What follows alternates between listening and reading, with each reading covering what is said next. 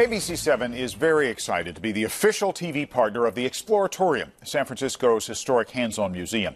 The Exploratorium shut its doors, as we reported, in January, and now the staff is racing to get ready for opening day at their new building, April 17th.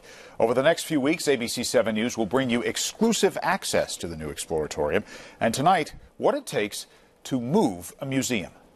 So here's a puzzle for you. You have 43 years of history, 600 exhibits, a sprinkling of exotic creatures, and back rooms crammed with stuff that might someday come in handy. How many trucks, people, and hours will it take to move to a new museum? Now, add in the fact that your new building is a historic pier undergoing top-to-bottom renovation, and it's not quite finished. When you're ready to give up, call Valerie Legue. She's a moving expert. I am. I know, it's a funny job, isn't it? Valerie and the Exploratorium moving team determined that they could move 60 exhibits a day. Then they factored in packing time, thousands of feet of plastic wrap, carts, blankets, and some serious labeling skills to make sure that everything ended up in the right place.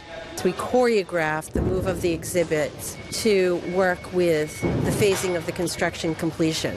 The final answer?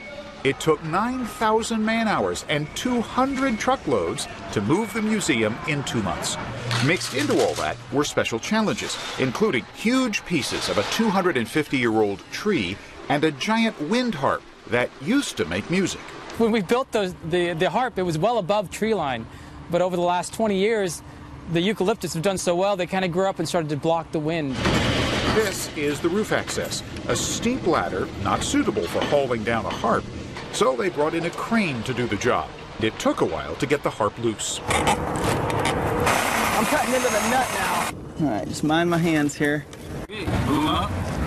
Then suddenly it was cruising through the air, getting a last look over Crissy Field before it ends up at its new home, where the harp will be set up once again to catch the wind. Another challenge came from this tornado exhibit. It's a longtime visitor favorite, but it's finicky. There's an updraft. The tornado arrived in the new building in pieces. Peter Scheidel is the man who has to make it work. But first, they have to make sure it will fit, with the top section tucked in between the pipes in the ceiling. Can anyone get a visual on like how close? It's too close. The 18-foot exhibit is just a little too tall for the space. So we have to get creative. After many hours of assembling, reassembling, moving, and cutting, the exhibit is finally in its proper position. Now they have to get the tornado to form. The vapor is created by an ultrasonic transducer in the bottom of the exhibit. They're tiny little water droplets that still remain suspended like a gas. The vapor looks like steam, but it's not hot. Once the vapor is rising, the team has to figure out where to place big plexiglass panels to force the air currents to form a tornado shape. This could be hours of tweaking and testing. Pretty quickly, they know it is going to work, but it will take more time to make the tornado consistent. Yeah, that's a good one, and it's kind of lasting. It's really incredible, the process. Well, now that the old exhibits are in place, the staff attention is focused on a lot of new exhibits. And this Sunday, the Exploratorium is presenting a free pre-opening street festival. They will have special exhibits on trucks in several spots around San Francisco and a big finale at the new building at Pier 15.